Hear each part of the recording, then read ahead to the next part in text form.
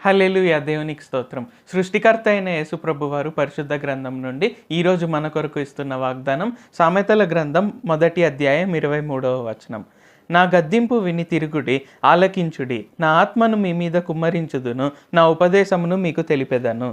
So, ఈరోజు వాగ్దానం గనుక చూసుకున్నట్లయితే సృష్టికర్త అయిన యేసుప్రభువారు మనకందరికీ కూడా తెలియజేస్తున్నారు. ఏంటంటే, నా గద్దింపు విని తిరుగుడి అని. సో, ఒక్కొక్కసారి ఏమవుతుంటుందంటే మన జీవితాల్లో మనం కొన్ని తప్పులు, కొన్ని పాపాలు చేసిన తర్వాత ఇక్కడేంటంటే, నా మొఖాన్ని నేను ఆయనకు ఎలాగ చూపించుకోవాలి అనే విధంగా ఇక్కడేంటంటే, వారు తప్పు కానీ, పాపం కానీ చేసిన కొన్ని రోజుల వరకు అసలు బైబిల్ చదవడం కానీ, ప్రార్థన చేయడం కానీ, మందిరానికి వెళ్ళడం కానీ ఇలాంటివన్నీ ఆపేస్తూ ఉంటారనమాట. ఎందుకంటే, ఆ పాప భారంలో గిల్టీ ఫీలింగ్‌లో అలాగా ఉంటారనమాట. అయితే ఇక్కడ యేసుప్రభు వారు ఏం చెప్తున్నారు? నా వైపు తిరగండి, నా ఆత్మను మీ మీద కుమ్మరిస్తాను, నా ఉపదేశంను మీకు తెలిపెదను అని తెలియజేస్తున్నారంటే ఇక్కడ ఏంటంటే మనం యేసుప్రభు వారిని నమ్ముకొని ఉన్నాం కాబట్టి ఇక్కడ ఏంటంటే ఆయన రక్తం ద్వారా మనం నీతిమంతులము, పరిశుద్ధులమయ్యాము. సో మన పాపాలన్నీ, మన తప్పులన్నీ, మన దోషాలన్నీ కొట్టివేయబడ్డాయి, మన బలహీనతలన్నీ కొట్టివేయబడ్డాయి, తుడిచివేయబడ్డాయి. కాబట్టి ఇక్కడ ఏంటంటే మనం అనుకోకుండా ఒక తప్పు కానీ, ఒక పాపం కానీ చేసినప్పుడు ఇక్కడ ఏంటంటే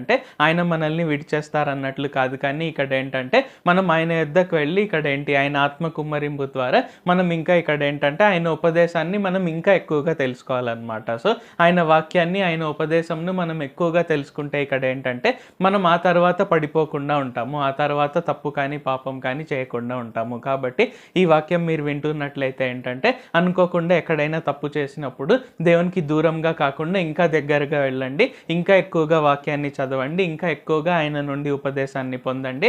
ఎందుకంటే తద్వారా ఇక్కడ ఏంటంటే మనం ఇంకెప్పుడు తప్పులు కానీ, పాపాలు కానీ చేయకుండా ఆయనే శక్తి ఇస్తారు. ఖచ్చితంగా మనల్ని తలగా నియమిస్తారు కానీ తోకగా నియమించరు. మనం 100% కూడా ప్రతి ఒక్క విషయంలో మనం వర్ధిల్లుతూ, ఆత్మలో వర్ధిల్లుతూ అన్ని విషయాల్లో మనం సౌఖ్యంగా ఉంటాము. ప్రార్థించుకుందాం. ప్రభువా, దేవా, సర్వాధికారి, మాకు ఇంకొకసారి ప్రార్థించుకునేందుకు అవకాశం ఇచ్చినందుకు వందనాలు తండ్రి. మీరు మా కొరకే చేసిన ప్రతి ఒక్క మేలుని బట్టి మీకు వందనాలు, స్తుతులు, స్తోత్రాలు తండ్రి. ఈరోజు వాగ్దానంని బట్టి వందనాలు తండ్రి. మేము ఎక్కడైనా అనుకోకుండా తప్పు కానీ, పాపం కానీ చేస్తే మీకు దూరంగా వెళ్ళే బదులు ఇంకా దగ్గరగా రావాలి అని మాకు తెలియజేసినందుకు వందనాలు తండ్రి. అలాగ వచ్చి మీ గద్దింపు విని తిరిగి మీ ఆత్మ కుమ్మరింపు ద్వారా మేము మీ ఉపదేశాన్ని ఇంకా ఎక్కువగా తెలుసుకొనుటకు సహాయం చేయండి. మీ వాక్యాన్ని ఇంకా మేము పఠించుటకు మేము ఇంకా ఎక్కువగా ప్రార్థన చేసి తద్వారా మీ నుండి మీ శక్తి సామర్థ్యాలు పొందుకొని మరెన్నడూ తప్పులు కానీ, పాపాలు కానీ చేయకుండా మేము ఆత్మలో వర్ధిల్లుతూ, అన్ని విషయాల్లో వర్ధిల్లుతూ సౌఖ్యంగా ఉండుటకు సహాయం చేయండి. ప్రతి ఒక్క విషయంలో మీ అత్యధికమైన మహాకృపను మేము పొందుకొనుటకు సహాయం చేయండి.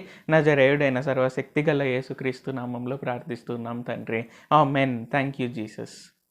దేవుడు మిమ్మల్ని ఆశీర్వదించును గాక.